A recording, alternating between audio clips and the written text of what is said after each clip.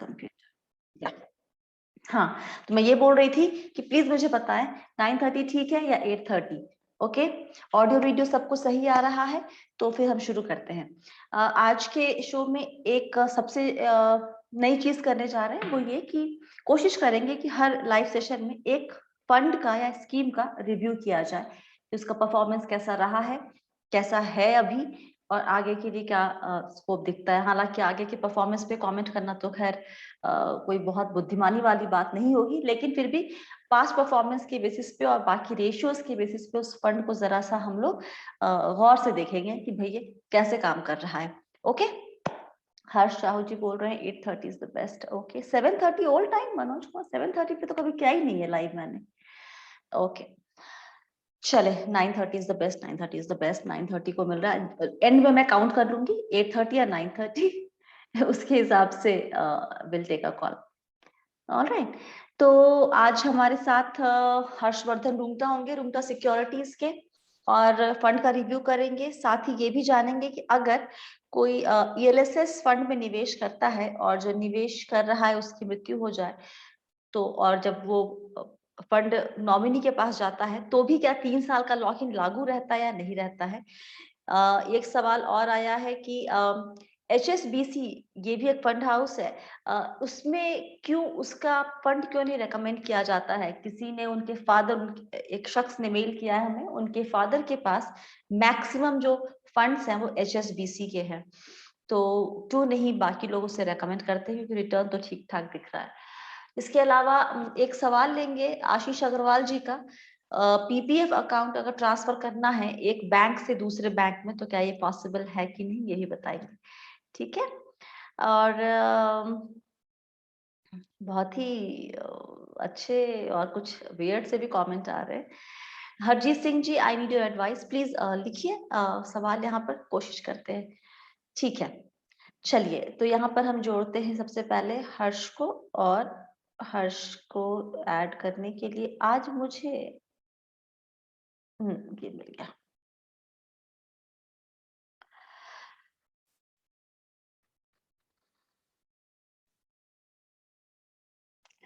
Hello, हाय, नमस्ते, क्या हाल चाल है आपके? बस all fine Swati, how are you doing? बहुत बढ़िया, क्या चल रहा है? बस फिलहाल तैयारी चल रही है, अभी सब सब्सक्राइबर्स के जवाब देंगे हम। अच्छा, तैयारी भी चल ही रही है, मुझे लगा तैयारी करके आए होंगे आप। चलिए, सबसे पहले ऐसा करते हैं, सवाल सामने यहाँ से ले लेते हैं। माही चौहान जी पूछ रहे हैं गौतम बुद्धा वाली फोटो कहाँ गई? वो अभी बाहर ड्राइंग रूम में रखी हुई है, अभी उसको जगह नहीं मिली है लगने के लिए, तो जब आ जाएगी तो फिर ठीक है। अरुण सिंह जी जानना चाहते हैं कि should we do STP from ELSS funds once lock-in is complete to some other fund like FlexiCap or International Mutual Fund with opportunity to generate better return? जी नहीं, आई डोंट थिंक ये कोई स्ट्रेटजी इज एनीवेयर लॉजिकल। मतलब आप equity fund में already हैं और equity में आपका 3 साल कंप्लीट हो गया है, डजंट मीन कि उसमें से निकलना है आपको। फिर भी एक फ्लेक्सी कैप फंड की तरह ही उसका जो ईएलएसएस फंड का मैंडेट है वो कहीं भी इन्वेस्ट कर सकते हैं, तो फ्लेक्सी कैप का मैंडेट ऐसे भी उनका वही है। तो उसके बाद वहां से निकल के एक दूसरे फ्लेक्सी कैप या कोई और इक्विटी फंड में डालने की कोई जरूरत नहीं।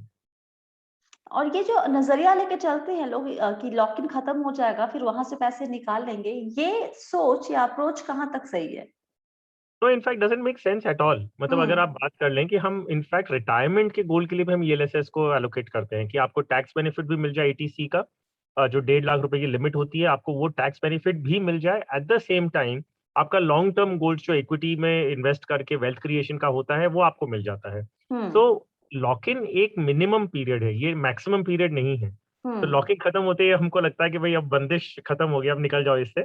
It is not making any sense at all. So उसे एक रेगुलर इक्विटी फंड की तरह ही ट्रीट करें, एक फ्लेक्सी कैप फंड की कैटेगरी में उसे माना जाएगा और लॉन्ग टर्म के लिए बने रहें उसमें, unless the scheme stops performing well. मतलब अगर स्कीम का ही अगर आपको निकलना है तो एक अलग मैटर है। ओके, कज्जा बेन चौहान जी का सवाल है, can I invest 80% portfolio in small cap mutual fund only for my 2-year-old girl for next 15 years because 2 to 3% more CAGR makes lots of difference. पूरे पोर्टफोलियो का 80% small cap, way to risky. Yes, in fact आप तो ये मानेंगे स्वाति कि मैं हमेशा से एक dedicated small cap even otherwise मना करते आया हूँ।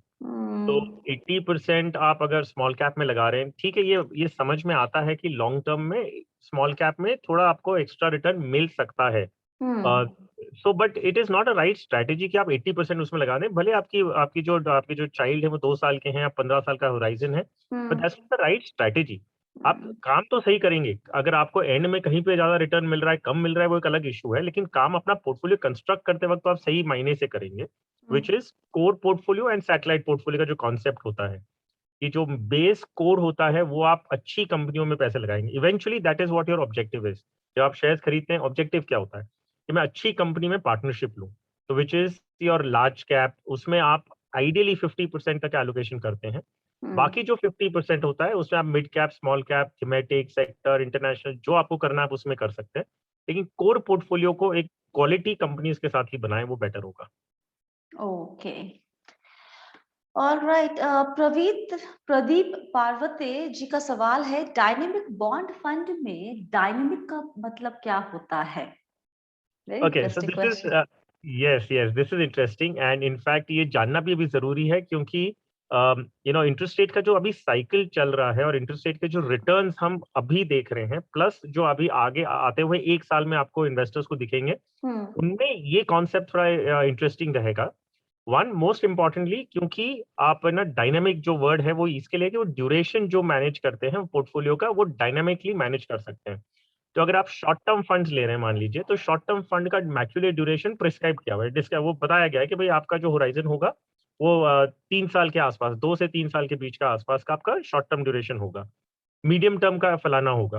अब डायनेमिक बॉन्ड फंड को लिबर्टी दी गई है कि फंड मैनेजर जो इनको ड्यूरेशन अच्छा लगता है, जहां पे उनको मैक्सिमम रिटर्न मिलने की गुंजाइश लगती है, वो पोर्टफोलियो का ड्यूरेशन वैसे मैनेज कर लेंगे। कभी ये हो सकता है 2 साल का होगा, कभी ये 6 साल का भी होगा। सो एज एन इन्वेस्टर आप फंड हाउस को एक ऑप्शन देते हैं कि भाई आप अपने हिसाब से चूज कर लीजिए, मुझे आइडिया नहीं है। तो डायनेमिक ऑप्शन सिर्फ यही चीज के लिए माना जाता है। गोइंग फर्दर, जो 1 साल का मैंने बताया, 1 साल का नजरिया आउटलुक जो डेट फंड्स को लेके है, मेरी समझ में करीबन आपको 4 से 5% के आसपास का रिटर्न मिलना चाहिए। इसमें ड्यूरेशन मैनेज करना बहुत जरूरी है, क्योंकि इंटरेस्ट रेट अगर बढ़ता है तो आपको मार्क टू मार्केट लॉसेस भी दिख सकते हैं, या आपका जो रिटर्न है वो कम हो सकता है। सो ये ड्यूरेशन मैनेज करना in the next 1 year will be very important. आप lower end of the duration में रहें, जो एक शॉर्ट टर्म फंड्स में रहें, और अगर मीडियम और लॉन्ग टर्म का होराइजन है आपका, तो आप डायनेमिक बॉन्ड फंड में जा सकते हैं, क्योंकि फंड मैनेजर पे आपने फिर छोड़ दिया कि वो ड्यूरेशन को ऑटोमेटिकली मैनेज कर लेंगे। ओके, आशीष अग्रवाल जी ने सवाल भेजा था और अभी भी पूछा है उन्होंने। कहाँ गया ये सवाल? आशीष जी का हिंदी में कहीं लिखा था और मेरी नजर से गायब हो गया, लेकिन ओके, मोटे तौर पे सवाल मुझे याद है इनका। इन्होंने पूछा था कि क्या पीपीएफ अकाउंट को ट्रांसफर कर सकते हैं एक बैंक से दूसरे बैंक में? सिमिलर, मतलब एक बैंक के एक ब्रांच से दूसरे ब्रांच की बात नहीं हो रही है, 2 बैंक के बीच की बात हो रही है।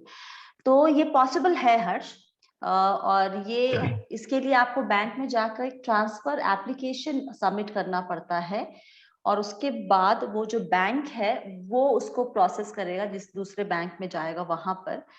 और आपका जो बैंक है वो आपका transfer application form, existing PPF passbook, certified copy of the account, specimen of your signature, nomination details, check और demand draft with outstanding balance, ये सब चीजें दूसरे बैंक को देगा।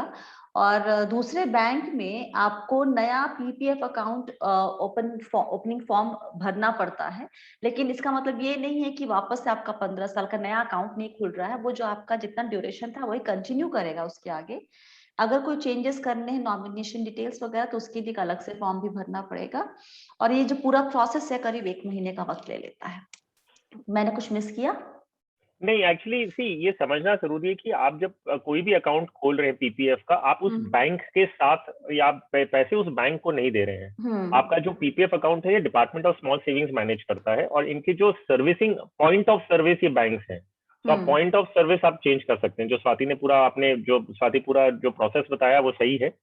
सिर्फ समझना है कि ऐसा नहीं है कि बैंक आपको मना कर सकता है, क्योंकि कई बार ऐसे आप जाए और बैंक ने मना कर दिया कि नहीं कर सकते, तो आपको ये आर्ग्यूमेंट तो मालूम होना चाहिए कि भाई पैसे आप बैंक को नहीं दे रहे, बैंक के थ्रू बैंक के थ्रू आप डिपार्टमेंट ऑफ स्मॉल सेविंग्स को दे रहे हैं।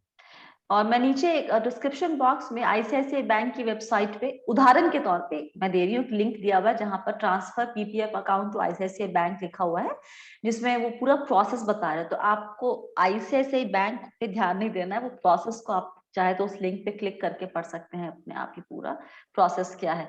तो जवाब एक शब्द में हाँ कर सकते हैं, ट्रांसफर दो बैंक के बीच में अगर करना हो तो। और एक सवाल हमारे पास आया था, वेट जरा मैं निकाल लूं, वासुदेव जी का सवाल। मैं वो सवाल एक बार जरा लोगों को दिखा दूं और हम उसे फिर उसका जवाब देंगे। जी आपको सवाल दिख रहा है? हाँ जी, हाँ स्वाति दिख रहा जवाब। ये हमारा आज का की सवाल है basically, HDFC mid cap opportunities fund का परफॉर्मेंस बेंचमार्क और कैटेगरी की तुलना में काफी समय से अच्छा नहीं दिख रहा है, निवेश जारी रखें या फिर किसी दूसरे फंड में निवेश करें। अब बताएं क्या करना चाहिए इस फंड का, जरा आज हम रिव्यू करते हैं। तो स्वाति, सवाल जो वासुदेव जी ने पूछा है वो एकदम सही पूछा कि ये जो फंड का परफॉर्मेंस है ये बेंचमार्क और कैटेगरी एवरेज के साथ अच्छा नहीं कर रहा है। तो आई थिंक इन्होंने जो बेसिक काम करना था वो तो कर लिया। तो कोई भी फंड को हम अब जब चेक करते हैं, हमने हमेशा से कहा है कि परफॉर्मेंस आप चेक करेंगे अपने आप से करते हैं, तो ये खुद क्या कर रहा है, उसका बेंचमार्क क्या है, और कैटेगरी पीयर कंपैरिजन जो हम बात कर रहे हैं तो एग्जैक्टली वही कर रहे हैं। सो अगर हम देखें तो ये, क्योंकि obviously it's a mid cap fund, as a name suggest HDFC mid cap opportunity fund, और अगर हम इसे एक कैटेगरी एवरेज के साथ कंपेयर करते हैं तो आप देखेंगे कि मिड कैप फंड, ये जो स्कीम है, इन्होंने अपने आप का जो बेंचमार्क बनाया है वो Nifty mid cap 100, that's the benchmark that they have chosen. अगर हम इसका कैटेगरी एवरेज से कंपैरिजन करते हैं तो मैंने डेटा पुल आउट करके रखा था, तो मैं वो शेयर कर लेता हूँ आपके साथ। सो मिड कैप फंड जो ये पर्टिकुलर स्कीम है, इनका 1 ईयर रिटर्न है 72.94%, और कैटेगरी एवरेज अगर 1 ईयर का लेते हैं तो वो है 74.86। तो ये मैं एक साल का कंपैरिजन बता रहा हूँ। ऐसे ही 3 साल, 5 साल, 7 साल और 10 साल का अगर हम देखते हैं, सो ऑलमोस्ट पूरे टाइम होराइजन पे, पूरा ये 1, 3, 5, 7 ईयर्स के जो हम टाइम होराइजन बात कर रहे हैं, इनमें कैटेगरी एवरेज से अंडर परफॉर्म किया है ये फंड ने। सो कंसिस्टेंटली, सो ये मैं बात कर रहा हूँ कैटेगरी एवरेज के साथ। I am not even talking about कि जो कैटेगरी का बेस्ट परफॉर्मर था, जैसे लास्ट 1 ईयर में अगर हम देखें तो जो हाईएस्ट परफॉर्मेंस था, जो best performing fund in 1 year was about 99%। तो इस स्कीम का कंपैरिजन उसके सामने 72% रहा है, 72.94, एंड जो एवरेज है, कैटेगरी एवरेज है 74.8। तो कैटेगरी एवरेज से under performance plus the top performance है। So one parameter would be that. दूसरा, आप अगर उसे देखेंगे बेंचमार्क से कंपेयर करें अगर, कि एचडीएफसी मिड कैप अपॉर्चुनिटी जो निफ्टी मिड कैप 100 जो इंडेक्स लिया है, अगर हम उससे कंपेयर करें तो ये डेटा आपको उनकी फैक्ट शीट में भी मिल जाएगा, जहां पे वो अपनी ही स्कीम का कंपैरिजन बेंचमार्क से करते हैं। तो अगर वो कंपैरिजन भी देखें, अगर हम उसमें जो डेटा दिया गया है वो 1, 3 एंड 5 इयर्स का दिया गया और सिंस इंसेप्शन दिया है, विच इज 2007, जब ये स्कीम एक्चुअली लॉन्च हुई थी। तो सिंस इंसेप्शन का डेटा देखते हैं तो obviously it is outperform. लेकिन लास्ट 1, 3 और 5 इयर्स का अगर देखेंगे तो obviously the performance has been very bad, underperforming as compare to the benchmark also. अब ये क्यों 1, 3 एंड 5 इयर्स का डेटा देखना जरूरी था, क्योंकि अगर हम देखते हैं कि 2018 में ये रिकैटेगराइजेशन का पूरा आया था, ये जो पूरा रिकैटेगराइजेशन के रेगुलेशंस आए थे, तो ये स्कीम पहले जो उनमें लार्ज और मिड कैप और स्मॉल कैप भी हुआ करता था, ये अभी फिर उन्हें शिफ्ट करना पड़ा मिड कैप की तरफ। तो बेंचमार्क से कंपैरिजन में भी इन्होंने अंडर परफॉर्म किया, स्पेशली आफ्टर दिस रिकैटेगराइजेशन। फिर हम इसे अगर कंपेयर करें विद, जब हमने बात करते हैं मिड कैप वगैरह जो है उसमें AUM कितना होना चाहिए, सो ये स्कीम ऑलमोस्ट 30,000 करोड़ तक का AUM पहुंच चुका है, 29,500-600 के आसपास, तो ऑलमोस्ट 30,000 करोड़ का AUM है। अब मिड कैप कैटेगरी में इतना बड़ा AUM, तो ऑब्वियसली कहीं ना कहीं लैग आएगा। तो हो सकता है कि परफॉर्मेंस जो लैग हो रहा है वो it could be because of the AUM। मैं समझ नहीं पा रहा हूँ कि अच्छी स्कीम्स ने अपना इनफ्लो लेना बंद कर दिया है, मतलब कि आप अगर एक AUM साइज बढ़ जाता है तो आप उसे रिस्ट्रिक्ट कर रहे हैं, but this scheme doesn't seem to have done that as well. So overall अगर हम देखते हैं और इसे अगर हम रिस्क रेशियो से कंपेयर करें, जो रिस्क स्टेटिस्टिक्स है, मीन हो गया, standard deviation, Sharpe, Sortino, beta, alpha, अगर हम ये सारे इक्वेशंस भी अगर देखते हैं, सो अगर आप पूरा कंपैरिजन करेंगे कि अगर बीटा हाई है as compare to category average, मैं ले रहा हूँ कि कैटेगरी के एवरेज से बीटा ज्यादा है, लेकिन आपको रिटर्न इतना ज्यादा अल्फा नहीं मिल रहा है उतना, आपका शार्प रेशियो भी अच्छा नहीं है, आपका स्टैंडर्ड डिविएशन ज्यादा है, सो स्कीम फ्लक्चुएट ज्यादा कर रही है, लेकिन आपको it's not transforming into a better return for you. तो रिस्क ज्यादा ले रहे हैं लेकिन रिटर्न ज्यादा नहीं मिल रहा। सो ओवरऑल मेरा सजेशन ये रहेगा कि आई डोंट थिंक या सो खराब परफॉर्मेंस की वजह क्या है, बड़ा AUM या style of investing? Swati again very interesting and this actually goes on to decide कि भाई आगे क्या करना है। तो रेशियोज तो हमने पास्ट डेटा से देखे हैं। अब जो आपका सवाल था वेरी रेलेवेंट, क्योंकि आगे जाके क्या होने वाला है। तो one is of course HDFC is a fund house. अगर हम देखें the general style of investing is value investing. General approach जो प्रशांत जैन बाकी जो इन्वेस्टमेंट टीम का है वो है कि we don't mind waiting for 10-20 years, लेकिन हमें अच्छी कंपनी में करना, and that is been the general style of investing. तो value investing has been the style of investing, जो कॉन्ट्रडिक्ट इन दैट सेंस करता है कि मार्केट का जो बुल रन रहा है, तो बुल रन में obviously growth stocks will do much better than value. But ये चीज को ध्यान में रखते हुए अगर हम रिस्क रेशियो से कंपेयर करते हैं तो then still it is not making sense. मतलब आपका कैटेगरी एवरेज से हायर बीटा है, okay, but it is not translating, which means you are not really following the value oriented theory also ना। अगर आपका risk ratio should commensurate with the style of investing also। तो मुझे इसका कारण दो लगता है। एक है of course the large AUM, 30,000 AUM for a mid cap fund can be a drag, मतलब इसमें आपको इन्वेस्टमेंट अपॉर्चुनिटी नहीं मिल सकती। मिराई जो इमर्जिंग इक्विटीज फंड है जो लार्ज एंड मिड कैप है, तो large and mid cap fund में उन्होंने रिस्ट्रिक्शन लगा रखा है 2,500 रुपए का। ये प्योर मिड कैप फंड में कोई रिस्ट्रिक्शन नहीं है विद 30,000 करोड़ AUM। तो कहीं ना कहीं ये जाके परफॉर्मेंस में ड्रैग दे रहा है। So I think performance recategorisation जो हुआ उसकी वजह से जो इन लार्ज कैप हटा के मिड कैप में डालना पड़ा, तो all that is now showing into the returns. Okay, so आपकी सलाह ये है कि based on all the numbers, specially आप उसका जो भी रिस्क मेजरमेंट वाले रेशियोज होते हैं उसके हिसाब से वो मैच नहीं कर रहा बेसिकली। आप कह रहे हैं जितना वो रिस्क ले रहे हैं उसके हिसाब से वो कन्वर्ट नहीं हो रहा रिटर्न में।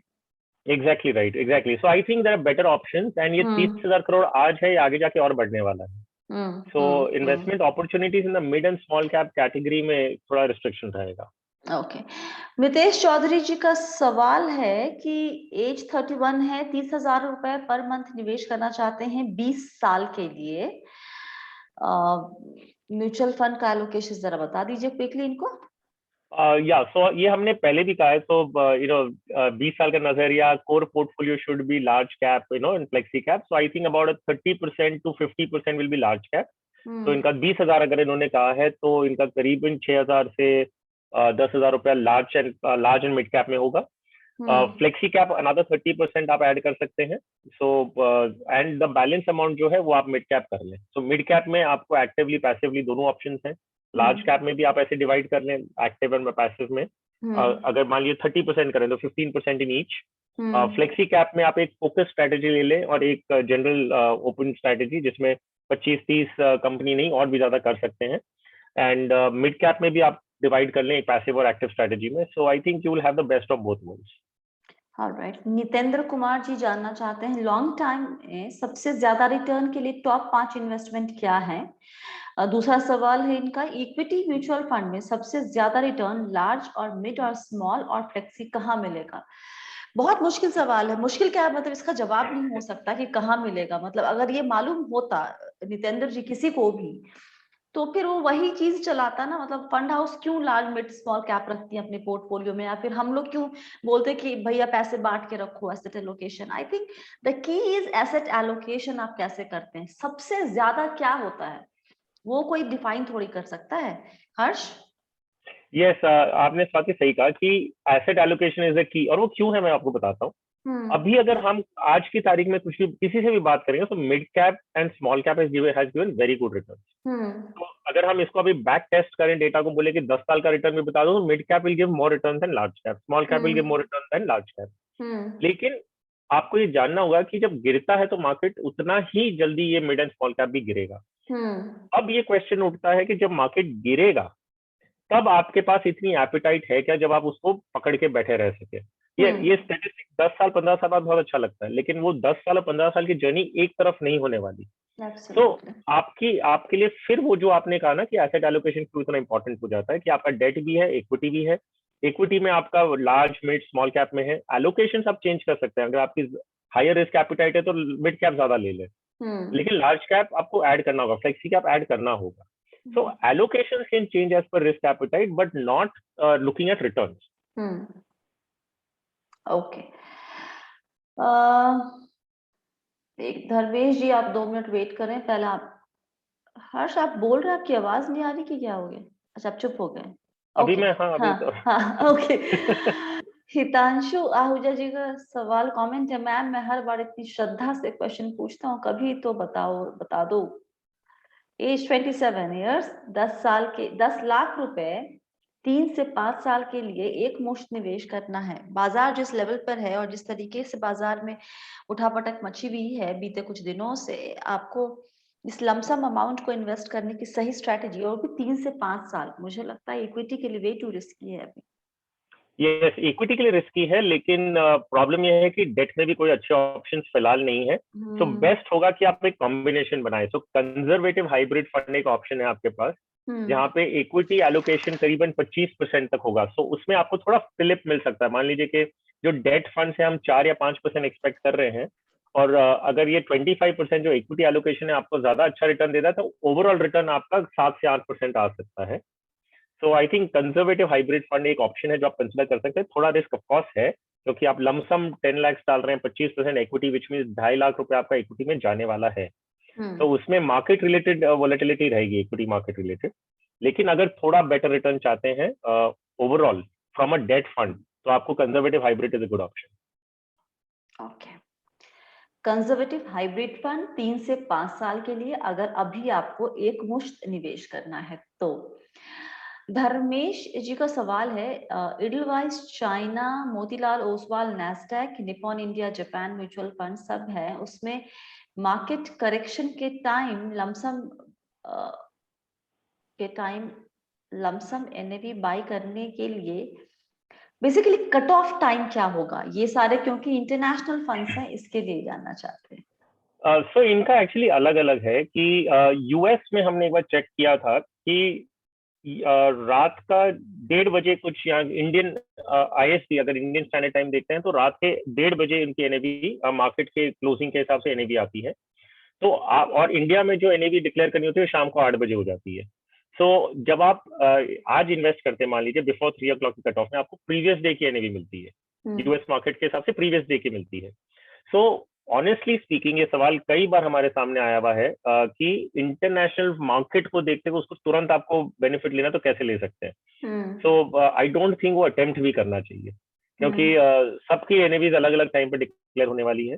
तो इट इज नॉट लॉजिकल। और अगर आप लॉन्ग टर्म इन्वेस्टर हैं, एक दिन मार्केट गिरा है, आप उसी दिन की एनएवी मिल जाएगी तो भी कितना फर्क पड़ेगा आगे जाते हुए। लेकिन उनका कोई कट ऑफ टाइम फिक्स नहीं होता इंटरनेशनल फंड्स के लिए। बाकी इक्विटी फंड में क्या होता है, जिस तरीके से काम चलता है कि आप सर्टेन टाइम के पहले अगर आपका पैसा पहुंच जाता है फंड हाउस के पास, तो आपको एक दिन की, उस दिन की या उस दिन पहले की, आगे जो भी नियम कानून है उसके हिसाब से मिलता है। यहाँ पर कैसे, यहाँ पर वो रूल्स लागू नहीं होते? नहीं, रूल्स वही हैं, लेकिन मैं कहने की क्या कोशिश कर रहा हूँ स्वाति, मान लीजिए 3 बजे के पहले अगर फंड हाउस को पैसा मिल गया, एक Indian equity fund, Indian fund में जो इंडियन मार्केट, डोमेस्टिक मार्केट में इन्वेस्ट करता है, तो उन्हें सेम डे एनएवी मिलती है। सेम डे एनएवी मतलब जो आज रात को, आज आपने 3 बजे के पहले अपना एप्लीकेशन दे दिया और फंड हाउस को पैसे मिल गए, आज शाम को 8 बजे जो एनएवी डिक्लेयर होती है वो आपको मिलने वाली है।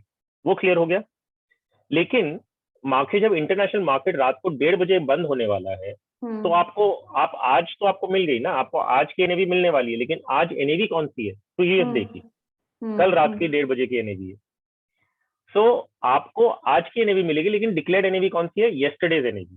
Okay, got it. तो ये इनका सवाल क्या है, ये क्या पूछने की कोशिश कर रहे हैं कि मान लो अभी मुझे दिखता है कि मार्केट गिरा हुआ है, और मार्केट गिर गया, नैस्डैक गिरा हुआ है मान लीजिए, या इंटरनेशनल मार्केट में इंडेक्स गिरा हुआ है, मुझे अभी उसका फायदा लेना, तो क्या करूं? तो ये एनएवी तो कल की डेट में रिफ्लेक्ट होने वाली है आपके। So I think it's a very futile exercise कि भाई इसमें इतनी मेहनत करें कि इंटरनेशनल मार्केट गिरा तो उसका तुरंत फायदा उठाना चाहिए। I don't think that is, unless it is ETF, और ईटीएफ में भी अलग अलग कॉन्सेप्ट्स है। I don't want to go too much into the detail of this. Sure.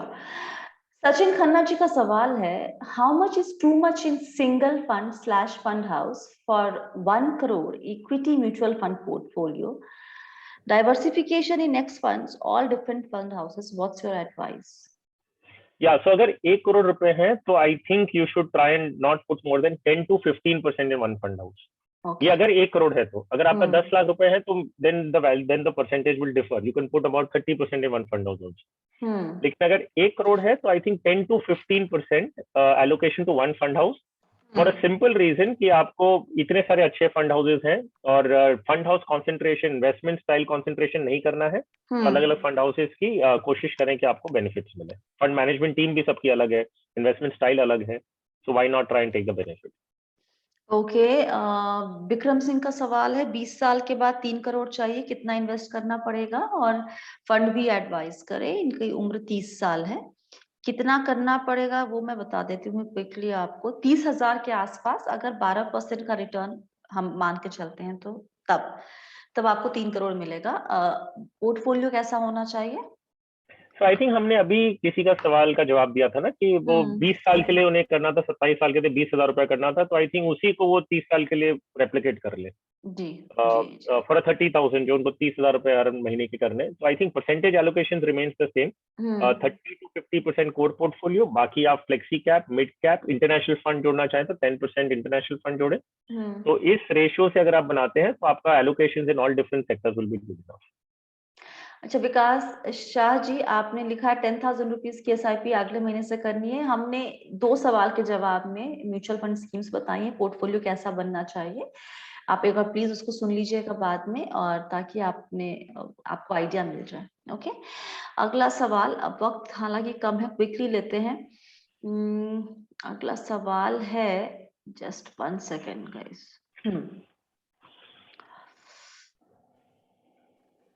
शोभित जी का सवाल ये था कि अगर इक्विटी लिंक सेविंग स्कीम निवेश में फर्स्ट होल्डर, मतलब जो निवेश कर रहा है, उसकी मौत हो जाती है, तो ट्रांसमिशन के बाद भी क्या 3 साल का लॉक इन मान्य रहता है?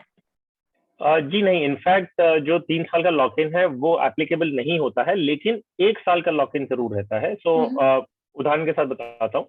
मान लीजिए किसी इन्वेस्टर ने 1 जनवरी 2021 में इन्वेस्ट किया था ELSS स्कीम में, और उनकी 30 जून 21 में उनका देहांत हो जाता है।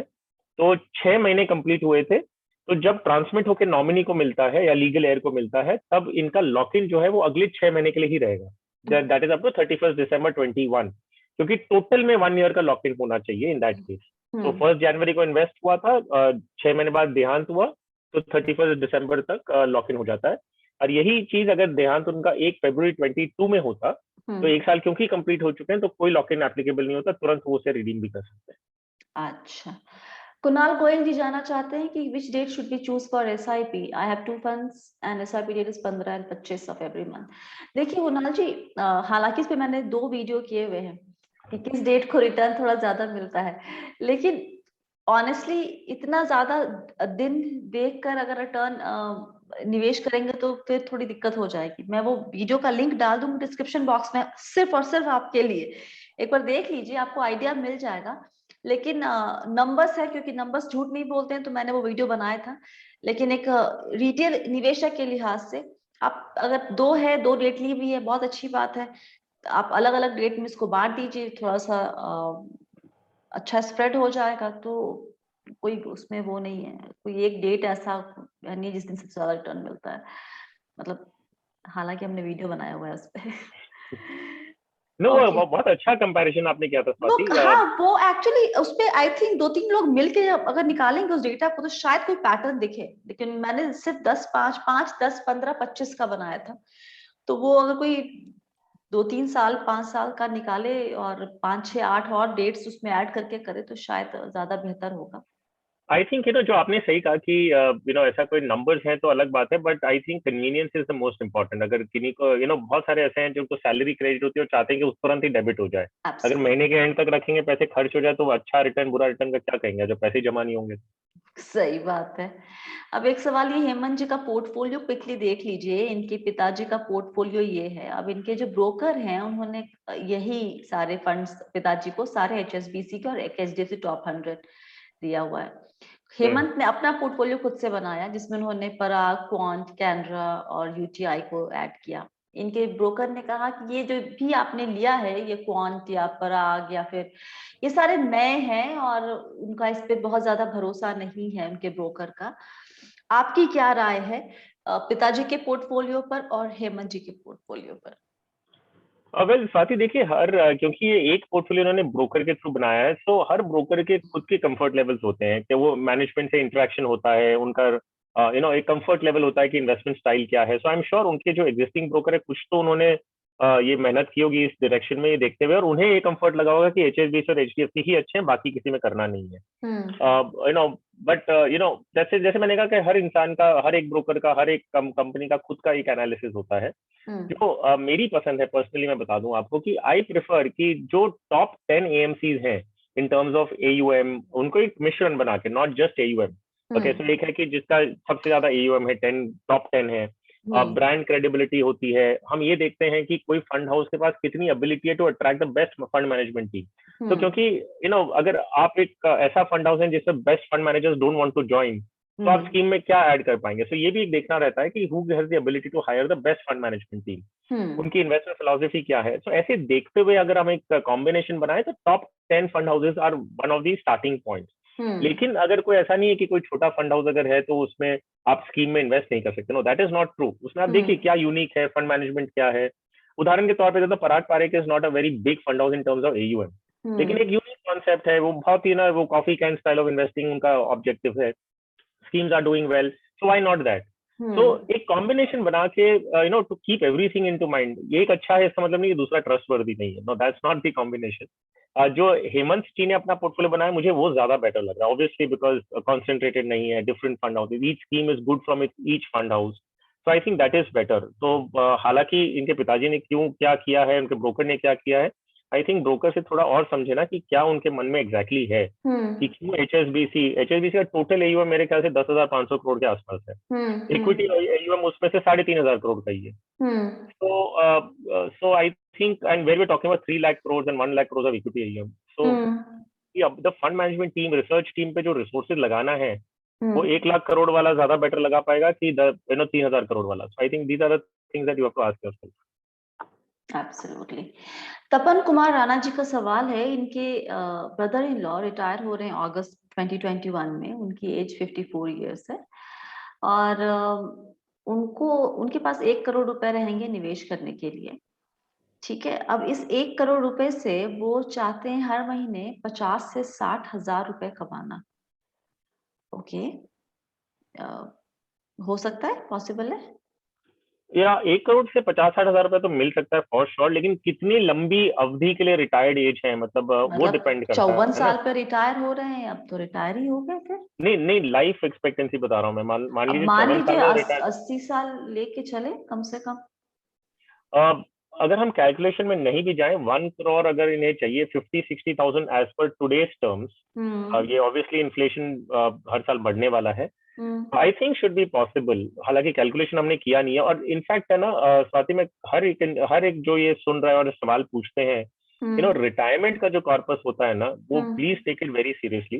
उसे जस्ट इधर उधर से सुन के पैसे ना लगाएं, मतलब इसका एक कैलकुलेशन, एक स्पेसिफिकली एक डिटेल में जाएं, किसी से मिलें, उसे समझें, और जब तक समझ में नहीं आए ना पैसे लगाना मत। मतलब हो सकता है कि 6 महीने तक अकाउंट में पड़े रहें, लेकिन आप अगर संतुष्ट नहीं है तो उसे लगाना। इनफैक्ट अभी कुछ दिनों पहले एक मेरे पास मेल आई थी कि एक शख्स की दोस्त की मृत्यु हो गई और उनकी वाइफ बहुत ज्यादा पढ़ी लिखी नहीं है और करीब 30-35 लाख रुपए उनको मिले हैं कहीं से, या 40 लाख रुपए जो भी हस्बैंड के इन्वेस्टमेंट से, और पूछे थे कैसे इन्वेस्ट किया जाए ताकि उनको रेगुलर इनकम होती रहे। And I spoke with him for good 10-15 minutes and I told him कि आप इस तरीके से मैं कह दूंगी कुछ करने के लिए, उनको ज्यादा समझ खुद है नहीं उन महिला को, तो और उनको ये नहीं पता कि रिक्वायरमेंट कैसी कितनी क्या होगी, तो बेहतर होगा कि किसी के पास जाए। अगर कुछ समझ में नहीं आ रहा है एकदम ही, अगर उनको कंट्रोल खुद से लेना है अपना, पैसा तो आप ही के हाथ में रहेगा एंड ऑफ द डे। अगर नहीं समझ में आता है तो प्लीज पोस्ट ऑफिस की स्कीम्स में लगाइए, उसके इंटरेस्ट में काम चला लीजिए, लेकिन सुन के म्यूचुअल फंड में ये ऑप्शन है यहाँ करना, ये बहुत ही रिस्की काम है, क्योंकि यंग है महिला भी, 30-35 साल की है, पूरी जिंदगी पड़ी है आगे और आप ऐसे ही पैसा यहाँ वहां लगा लेंगे तब तो फिर हो गया सब कुछ आपका। So I totally agree with you कि रिटायरमेंट का पैसा अगर आपको नहीं समझ में आता है कि कहाँ लगाएं तो प्लीज किसी की सहायता लीजिए। If you want to contact Harsh for that I will give the link, आप उनको नीचे डिस्क्रिप्शन बॉक्स में प्लीज कांटेक्ट करें। समझे, थोड़ी सी फी लगती है लेकिन इससे आपका आपका बहुत बड़ा सर दर्द और आपका एक डर वो दूर हो जाता है अगर आपका पैसा सही इंसान सही हाथ में है, अगर ढंग से मैनेज हो रहा है तो। एक आखिरी सवाल ले लेते हैं अभी का क्विकली, और वो ये कि क्या डेट कैटेगरी में इंडेक्स फंड अभी तक आया है? जहां तक मेरी जानकारी है नहीं, आपको आपकी जानकारी के मुताबिक? जी नहीं, आई मीन अभी तक कोई इंडेक्स फंड तो नहीं है, क्योंकि एट बेस्ट आपको एक भारत बॉन्ड मिल सकता है, but that is not still an index fund. या मतलब सो इंडेक्स फंड नहीं है, और इनफैक्ट मुझे नहीं लगता कि इंडेक्स फंड इसमें क्वाइट इजीली बन भी सकता है, क्योंकि इंडेक्स किस चीज का बनाओगे आप? मतलब उसमें क्या देख के बनाओगे आप मैंने इंडेक्स? देखा अभी ऑफ लेट एडलवाइज की जो सीईओ एमडी है, सीईओ है राधिका गुप्ता, उन्होंने I think I have heard it, I might be totally wrong, कि they are planning to launch और they they are in favor of such kind of index funds in that category as well. So let's see कुछ आता है तो। एक सवाल बार बार आ रहा है, एक टाइम में जवाब दे दीजिएगा। पॉन्डी केरी जी का best debt fund for senior citizens. I would say short term category ही ठीक है। मतलब it's a very difficult question, because वो डिपेंड करता है होराइजन वगैरह सब में, लेकिन आपने एक लाइन में सवाल जवाब देने के लिए कहा है, तो मैं कहूंगा कि जब कुछ नहीं समझ में आया तो short term debt fund. Okay, कुछ समझ में, और नाम भी बता दीजिए शॉर्ट टर्म डेट फंड में। IDFC short term bond fund is a very good option. Kotak short term bond is a nice option, and yeah, these two. Okay, चलिए यहीं पे खत्म करते हैं। हमने ठीक ठाक सवाल ले लिए आज, जो जिनके जवाब नहीं दे पाए उनसे हाथ जोड़कर माफी मांग लेती हूँ। थैंक यू सो मच हर्ष, आज वक्त निकाल के इन सारी चीजों पर बात करने के लिए। My pleasure, Swati, always. और खत्म हुआ आज ये बी वेल्दी हेल्प लाइफ का आज का सेशन। और आप लोग को जो सवाल पूछते हैं, अगर वापस से पूछना चाह रहे हैं तो आप मुझे जीमेल पे भेज दिया करें। जीमेल आईडी मैं डिस्क्रिप्शन बॉक्स में दे दूंगी आपको। इसके अलावा मैंने आपसे पूछा था, फिर से पूछ ले रही हूँ आपसे, 9:30 टाइम आपके लिए ठीक है या फिर इसको आगे पीछे करें? आगे तो नहीं करेंगे, पीछे करें तो मैं सोच रही हूँ 8:30। Your opinion on this. Second thing, description box में आपको टाइम स्टैम्प मिल जाएगा। हर्ष से अगर आप कनेक्ट करना चाहते हैं तो वो आपको एक लिंक मिल जाएगा। उसके अलावा इंस्टा पर अगर फॉलो करना चाहते हैं तो वो इंस्टा हैंडल दे देंगे, जीमेल आईडी मैं देख दूंगी। बस फिलहाल के लिए इतना ही। चैनल सब्सक्राइब नहीं किया है तो प्लीज कर लीजिए, ताकि हमारे नए वीडियो के अलर्ट आप तक पहुंचते रहें, इस लाइव सेशन के अलर्ट आप तक पहुंचते रहें। और याद रखिए, आप हैं मेरे यानी स्वाति के साथ, और हम सब हैं बहुत ही सावधानी और समझदारी के साथ अमीर बनने के सफर पर। आप सभी को बहुत बहुत बहुत सारा प्यार और दुलार। Stay blessed, healthy and be wealthy. Bye.